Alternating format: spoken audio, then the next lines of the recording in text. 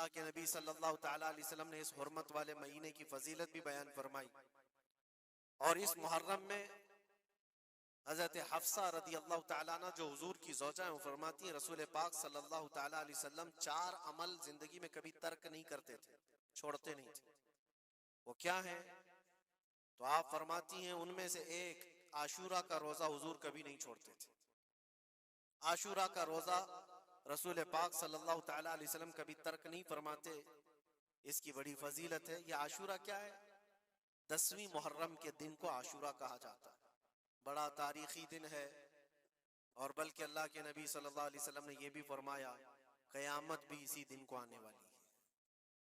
10 मुहर्रमुल हराम होगी और जुमा का दिन ही होगा, जिस दिन सूर फूंका जाएगा और पूरी दुनिया फना कर दी जाएगी और क़यामत का मंजर कायम हो जाएगा।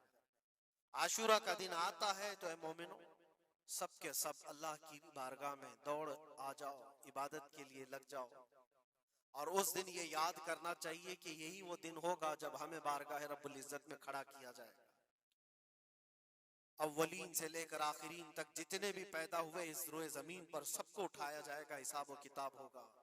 और वो 50,000 साल के बराबर का एक दिन होगा।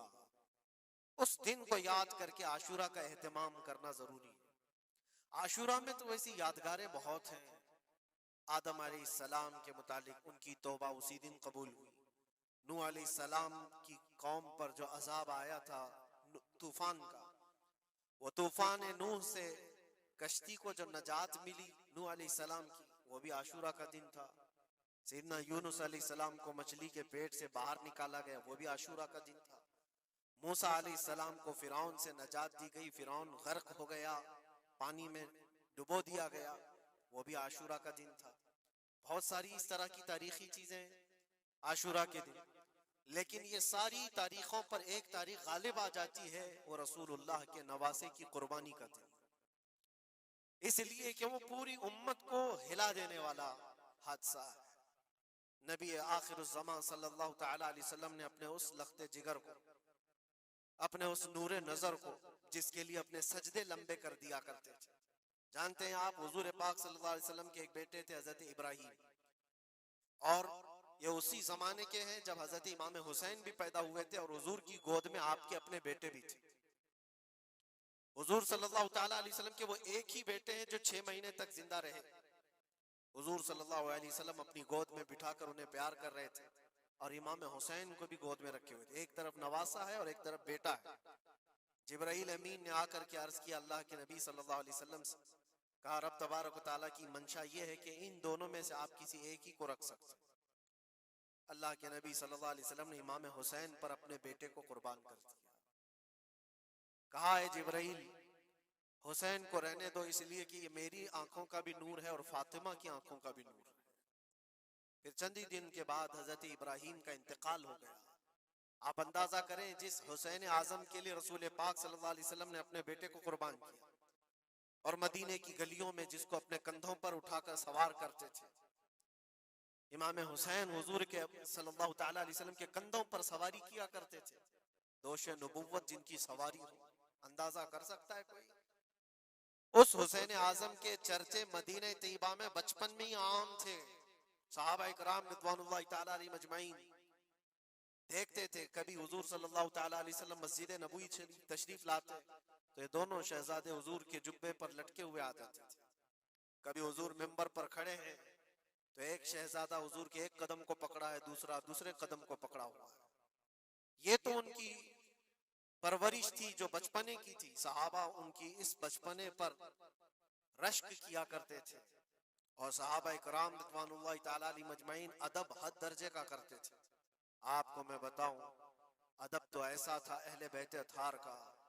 इमाम हुसैन की उम्र छोटी सी थी, इमाम हुसैन, और एक जमाना ऐसा था जब हुजूर पाक सल्लल्लाहु अलैहि वसल्लम के विसाल के बाद हजरत अबू बकर का जमाना आया, 2.5 साल आपने खिलाफत की। फिर उसके बाद हजरत उमर का दौरे खिलाफत शुरू हुआ और हजरत उमर के दौरे खिलाफत को कौन नहीं जानता। ऐसे रोबो दबदबे वाला खलीफा के लोग उनकी हैबत से कांपते थे, कैसर और किसरा कांप रहे होते थे। बड़ी बड़ी फौजें थर्राती थी उस नाम से, हजरत उमर के नाम से। उनके दौरे खिलाफत में एक बार ऐसा हुआ था कि हजरत उमर के बेटे हैं अब्दुल्ला, और उनका और हजरत इमाम हुसैन का बचपन में कुछ झगड़ा हो गया। छोटी उम्र थी, इमाम हुसैन की भी उम्र छोटी थी, अब्दुल्ला की उम्र भी छोटी थी। दोनों तकरार करते रहे, कुछ न कुछ बातचीत हुई होगी। तो हजरत हुसैन ने हजरत अब्दुल्ला को गुस्से में यूं कहा, तू क्या मुझसे बहस करता है? तेरा बाप तो मेरे नाना का गुलाम था, खलीफा वक्त हैं वो, और उनको इस तरह से कहा तेरा बाप आज जो खलीफा है वो मेरे नाना का गुलाम था। हजरत अब्दुल्ला को ये बात लगी, कहा मैं ये शिकायत अमीरुल मोमिनीन से करूंगा। वो दौड़ करके आए, खलीफा वक्त है जिसके सामने खड़े होने के लिए अच्छे अच्छे कांप जाते थे। बेटे ने आकर के कहा हजरत उमर फारूक से कि अब्बा आज मेरी हुसैन से तकरार हुई और झगड़े में उन्होंने मुझे यूं ताना मारा कि तेरा बाप मेरे नाना का गुलाम था। हजरत उमर उतर आए कुर्सी से और कहा, क्या हुसैन ने ऐसा कहा? कहा बिल्कुल ऐसा ही कहा। तो हजरत अब्दुल्ला कहते हैं, अब्बा का जलाल देख करके मैं समझ गया कि हुसैन को सजा मिलेगी। कहा जाओ हुसैन को बुला लाओ, हुसैन को बुला लाओ, उन्होंने ये कहा है मैं सुनना चाहता हूं। हजरत अब्दुल्ला दौड़े हुए गए, चंद और लोग भी साथ में आ गए कि हुसैन की पेशी हो गई है खलीफा वक्त के दरबार में। अमीरुल मोमिनीन उमर इब्न खत्ताब ने तलब किया है। हजरत हुसैन आए और वो शहजादे के अंदर जो रोबो दबदबा है, जलाल है, जमाल है, वो बचपने से कायम है। रसूलुल्लाह सल्लल्लाहु अलैहि वसल्लम का लुआबे पाक जिसने पिया, खलीफा वक्त के सामने आकर खड़े हुए। हजरत उमर ने पूछा, हुसैन मेरे बेटे को क्या आपने ऐसा कहा है कि तेरा बाप मेरे नाना का गुलाम था? हजरत हुसैन ने कहा, हाँ मैंने कहा है। डर किस बात का, खौफ किस बात का? जो कहा है वो कह रहा हूं, हाँ मैंने कहा। हजरत उमर ने कहा, कैसे कहे बताओ, किस तरह से तुमने कहा था, बोल के बताओ। हजरत हुसैन ने कहा, मैंने अब्दुल्ला से कहा तेरा बाप मेरे नाना का गुलाम था। हजरत उमर ने कहा, और एक बार बोलो। हजरत हुसैन ने फिर कहा, अब्दुल्ला तेरा बाप मेरे नाना का गुलाम था। हजरत उमर ने कहा, और एक बार बोलो। 3 बार बोलने के बाद उनके दोनों बाजू पकड़ करके घुटने जमीन पर टेक दिया। हजरत अमीरुल मोमिनीन कहते हैं, मेरी बख्शिश के लिए तुम्हारे जुमले ही काफी हो गए। आपने जो मुझे सनद दी है, ए हुसैन, बस ये जुमला कल क़यामत के दिन भी कह देना, जब मेरा हिसाब हो रहा हो तो इतना कह देना, अब्दुल्ला का बाप उमर मेरे नाना का गुलाम था। इसलिए कि रसूल करीम सल्लल्लाहु अलैहि वसल्लम ने फरमाया है, अल हसन वल हुसैन सय्यदा शबाब अहलिल जन्नह, हसन और हुसैन जन्नती जवानों के सरदार हैं। ये जिसे इजाजत दे दे वो जन्नत में चला जाएगा, जिसे ये कह दे वो कि ये मेरे नाना का गुलाम है। मुझे बताओ मेरे अजीजों, उस हुसैन आजम की बात मैं कर रहा हूँ, वक्त का बारौब खलीफा अमीरुल मोमिनीन उमर इब्न खत्ताब, जिनके सामने घुटने टेक करके बैठे और कहे ये जुमला दोबारा कहो, उनका मकाम क्या हो सकता? हद दर्जे का अदब सहाबा इकराम के अंदर था। और एक मर्तबा ऐसा भी हुआ था, हजरत उमर मिंबर पर खड़े थे, हजरत इमाम हुसैन अपने घर से दौड़ते हुए आए। ये वो मंजर था जब उन्होंने अपने नाना को मिंबर पर खुतबा देते हुए सुना है।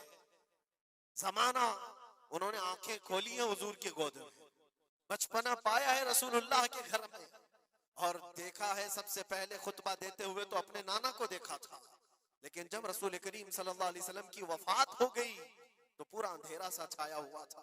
हजरत इमाम हुसैन, उनके मुतालिक है कि एक बार हजरत उमर मिंबर पर खड़े थे, वो दौड़ते हुए आए मस्जिद में।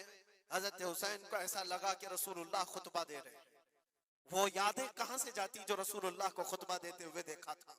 दौड़ते हुए आए, देखा उमर फारूक खुतबा दे रहे हैं, तो चीख करके कहा कि आप मेरे नाना के मिंबर से उतर जाओ, ये मेरे बाप का मिंबर है, अपने बाप के मिंबर पर जाओ, तुम्हारे बाप के मिंबर पर जाओ।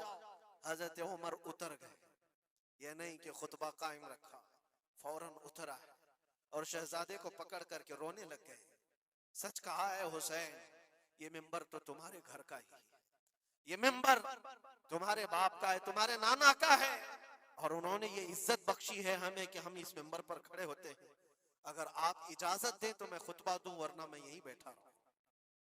ये मकाम था इमाम हुसैन का। बचपने की बात कर रहा हूं।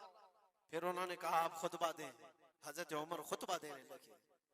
अजीजा ने गिरामी, रसूल करीम सल्लल्लाहु ताला अलैहि वसल्लम के उस अजीम खानवादे की बात कर रहा हूं। दुनिया ने इमाम हुसैन की दास्ताने करबला की बहुत सुनाई, और हम भी सुनाते रहे और सुनते भी रहे। वो तो आखिरी वक्त की कुर्बानियां हैं। जब आपकी जिंदगी पाक तमाम होने को आई, उस वक्त तो करबला में पहुंचे, लेकिन आपकी इब्तिदाई जिंदगी और आपकी जवानी, ये सब मामलात हर नौजवान के सामने होना चाहिए। अगर नौजवान आज हमारा ये कहता है कि मैं, मेरा आइडियल हुसैन है, तो उसको हुसैन की जिंदगी पढ़ना चाहिए। अगर वो पढ़ेगा तो यजीदियों की तरह जीना छोड़ देगा। जीने का तरीका यजीदियों की तरह और नारे हुसैन के हों तो ये जमीन और आसमान का फर्क है मेरे अजीजों। सैयदना इमाम हुसैन रज़ी अल्लाह ताला अन्हु के घराने की बात मैं आपको कहूं। एक बार हुजूर पाक सल्लल्लाहु ताला अलैहि वसल्लम हजरत फातिमा के घर तशरीफ लाए थे। ये कौन सा वक्त था मैं आपको बताऊं। बच्चे दोनों बीमार थे, इमाम हसन और इमाम हुसैन। तो हजरत फातिमा ने मन्नत कर ली थी कि अगर ये बच्चे सेहत याब हो जाएं तो 3 रोजे रखेंगे। हजरत अली ने भी मन्नत कर ली। तो उसके बाद बच्चे सेहत याब हो गए तो रोजे रखे। हजरत अली रज़ी अल्लाह ताला अन्हु, दामाद रसूल, असदुल्लाह गालिब, शेर खुदा जिनको कहते हैं, फातह खैबर शिकन और फातह खैबर, सैयदना अली इब्न अबी तालिब रज़ी अल्लाह ताला अन्हु एक खजूरों के बगीचे में काम किया करते थे और मजदूरी में सिर्फ 2 दिरहम आपको मिलते थे। वो 2 दिरहम ऐसे कि उससे मदीने में इतना आटा मिलता था जिससे 5 रोटियां बन सकती थी। ये दिन की मजदूरी थी उनकी। दिन भर काम करके आते, रोजा रख करके गए थे, काम करके 2 दिरहम मजदूरी में ले आए और उसके बाद आटा खरीद कर लाए और कहा फातिमा रोटियां बना लो। 5 लोग थे घर में, हजरत फातिमा, हजरत अली और आपकी एक कनीज फिद्दा और हजरत हसन और हुसैन रज़ी अल्लाह ताला अन्हु। 5 रोटियां बनी थी और शाम में इफ्तार के लिए बैठे थे। तो ऐन इफ्तार के वक्त एक मिस्कीन दरवाजे पर आता है और कहता है ये अहले बैत का घराना है, मैं बहुत भूखा हूं, क्या मुझे कुछ खिलाया जा सकता है। हजरत फातिमा ने 5 रोटियां उठाकर उसकी झोली में डाल दी, एक भी नहीं रखा, और पानी पीकर इफ्तार कर लिया। क्या ये कर सकता है हम में से कोई? इफ्तारी के वक्त हमारे सामने रखा हुआ सामान इधर से उधर होने नहीं देते। कोई तुम्हारा शरबत थोड़ा सा उठा ले तो देखो पारा कितना चढ़ जाता है। इफ्तारी के वक्त तो सबको भूख शिद्दत की लगी रहती, और उस वक्त घर में जो मौजूद है वो उठा के दे देना। मिस्कीन तो लेकर चला गया और ये पानी से इफ्तार करके रह गए। रात को इसी पानी से सहरी, दूसरा रोजा था। हजरत अली मजदूरी पर गए, फिर वही मजदूरी और आटा लाए, 5 रोटियां बनी और इफ्तार में बैठे थे कि एक यतीम बच्चा आ गया जिसके माँ बाप नहीं थे। उसने आवाज लगानी शुरू की कि मेरा कोई नहीं है, मेरा आसरा नहीं है, मेरा बाप नहीं है, मैं यतीम हूं, क्या मुझे इस घर से खिलाया जा सकता है? आज हजरत फातिमा ने वो 5 रोटियां उठाई, उसकी झोली में डाल दी, कहा सब्र कर लो, हम पानी पी लेंगे। पानी पीकर दूसरा दिन इफ्तार कर लिया इन्होंने, और उस दिन उसी तरह से सहरी किए। और तीसरा रोजा था। कौन रख सकता है मेरे अजीज? एक रोजा ही लोगों के लिए कितना भारी होता है। तीसरा रोजा था बगैर किसी चीज के खाए हुए, और तीसरे रोजे के बाद फिर मजदूरी की हजरत अली ने, फिर उतनी मजदूरी से आटा खरीद लाए, 5 रोटियां बनी, और आज इनके खाने का वक्त था, इफ्तारी करने ही वाले थे। जेल से छूटा हुआ एक कैदी इनके घर के पास आया। कैदी था जो बरसों से जेल की सजा काट रहा था। अचानक आया और कहा मैं बहुत भूखा हूं, मेरे पास कोई असबाब नहीं, खाने पीने का कोई सामान नहीं, और मैंने इस घराने की बड़ी तारीफ सुनी है, ये अहले बैत का घराना है, क्या मुझे खिलाया जा सकता है? यकीनन वो लजपाल घराना है, वो सखी घराना है। आज भी 5 रोटियां उठाई और डाल दी, और हालत ये हो गई थी कि सबका पेट पीठ से लग गया था और आवाज नहीं निकल रही थी किसी की।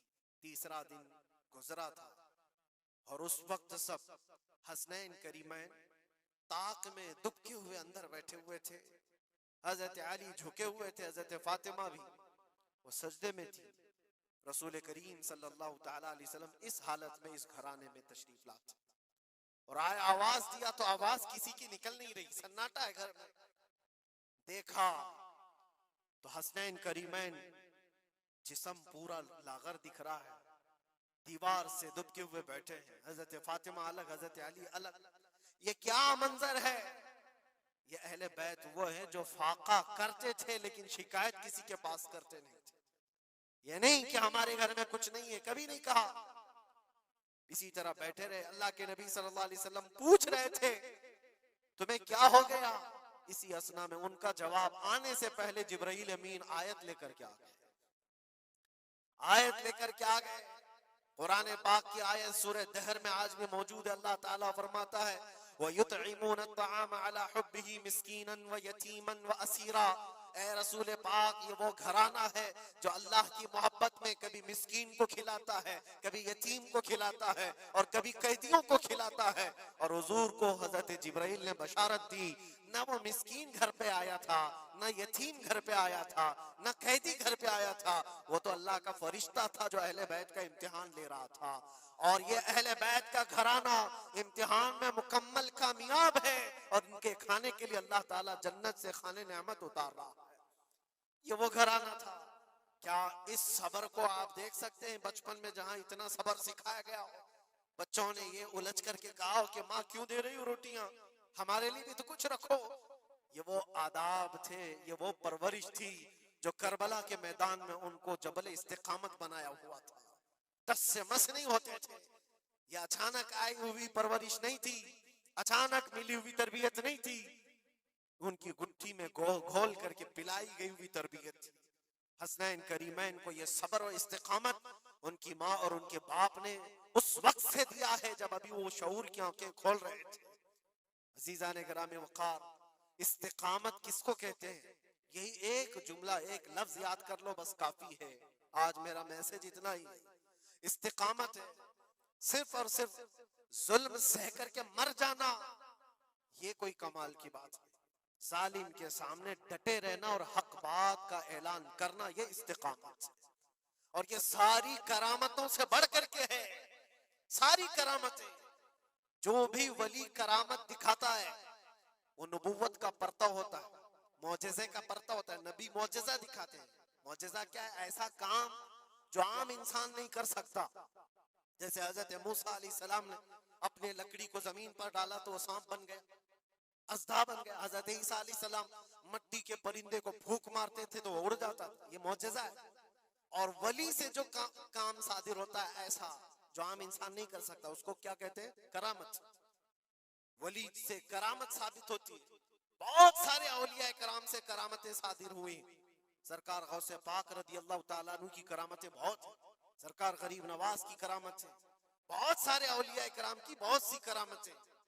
इन्होंने कभी पानी पर अपने मुसल्ले बिछाए, कभी हवाओं में चल के दिखाए, या फिर मुहय्यरुल उकूल काम जो आम इंसान की समझ में ना आए।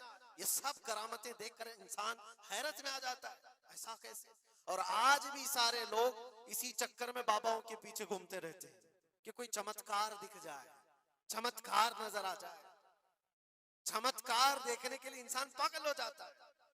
इसी जो आपकी जुबान में चमत्कार और करामत अलग चीज है। जादूगर कोई चीज दिखा रहा है वो चमत्कार है।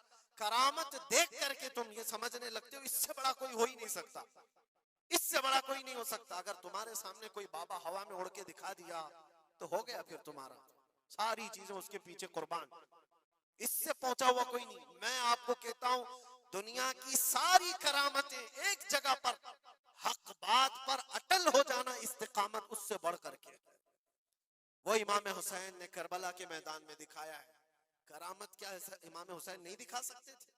अरे सारे औलिया जिनके कदमों से लगे हुए हो, जहां से विलायत बट रही हो, हजरत मौला अली को क्या कहते हैं? शाह विलायत कहा जाता है। सारे औलिया इकराम की विलायत वहां जाती है। तो क्या इमाम हुसैन करबला में अपनी करामत दिखा करके काबू नहीं कर सकते थे? और लोगों के इस ज़हन में आने वाले सवाल को दूर करने के लिए इमाम हुसैन के शहजादों में 600 साल बाद आने वाले गरीब नवाज ने अजमेर की धरती पर दिखाया भी था, तुम अगर पानी बंद करते हो तो मोइनुद्दीन एक खटोरी में पूरा पानी समा सकता है। क्या नहीं हुई थी? अन्ना सागर का पूरा पानी एक खटोरी में सरकार गरीब नवाज के हुक्म पर नहीं जमा हुआ था, और आपने छोड़ दिया तो पानी पूरा चला गया। वो 600 साल बाद आने वाले गरीब नवाज जो इमाम हुसैन की औलाद में से इतने सालों बाद आने वाली औलाद में ये पावर है, ये ताकत है, तो हुसैन के हाथों में क्या ताकत हो सकती?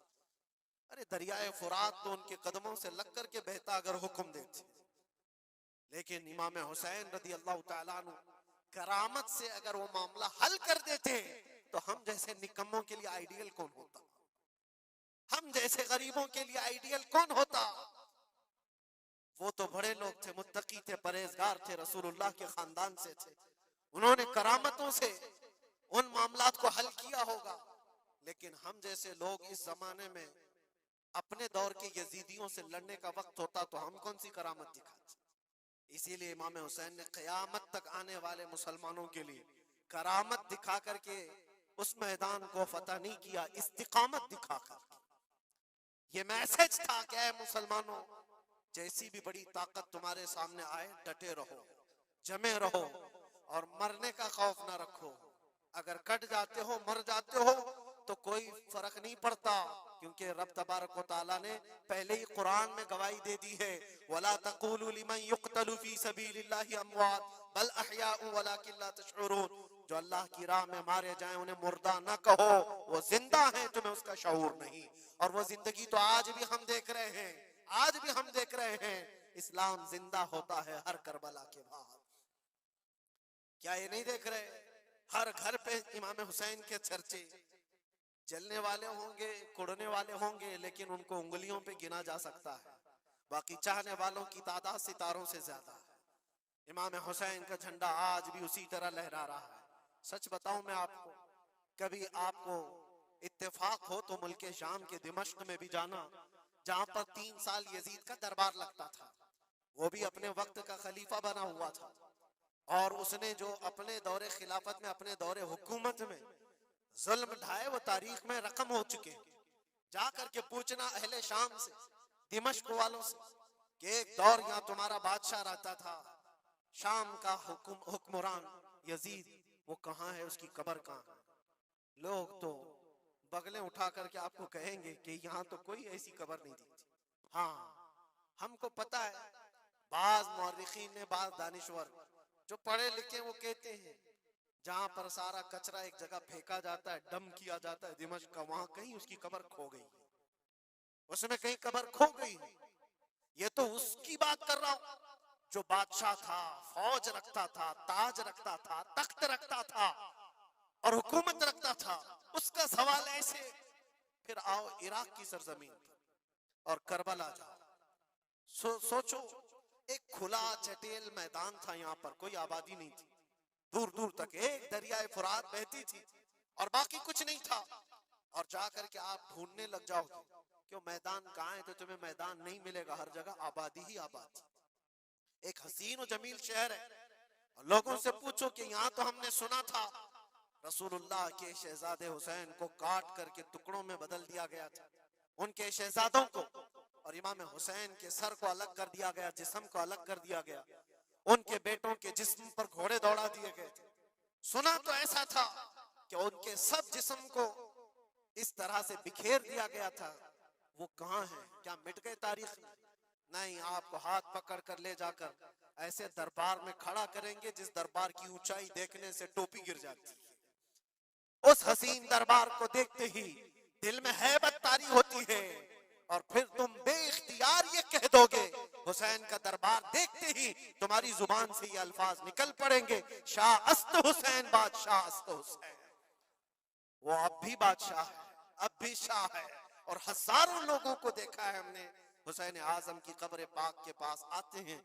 मैं पूछा था एक बड़े बुजुर्ग से, चिट्ठियां वहां पर बहुत अंदर रहती हैं, बहुत सारे लोग अपने पैसे भी डालते हैं, नजराने भी पेश करते हैं, बहुत सारी चिट्ठियां होती हैं। मैंने पूछा चिट्ठियां क्या है?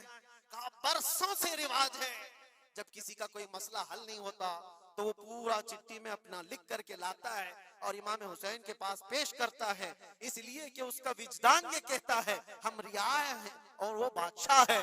बादशाह के सामने अगर शिकायत ना की जाए तो फिर किसके सामने की जाए? लोग अपनी शिकायतें आज भी पेश करते हैं। मैं कहना ये चाहता हूं मेरे अजीजों, 14 सदियों के बाद भी जिसकी बादशाहत खत्म नहीं होती, वो किस बात की वजह से है? वो इस्तिकामत की बुनियाद पर है। इसीलिए तो कुरान में अल्लाह ने फरमाया इन्नल्लज़ीना क़ालू रब्बुनल्लाह सुम्मा इस्तक़ामू, बेशक वो लोग जिन्होंने कहा हमारा रब अल्लाह है फिर जमे रह गए, ततनज़्ज़लु अलैहिमुल मलाइका, उन पर अल्लाह फरिश्ते उतारता है और फरिश्ते ये कहते हुए आते हैं जो इस्तिकामत के साथ खड़ा है उसको कि घबराओ मत, डरो मत, अल्लाह करीब, अल्लाह तबारक व तआला ने जो तुमसे वादा किया है वो तुम्हें मिलने वाला है।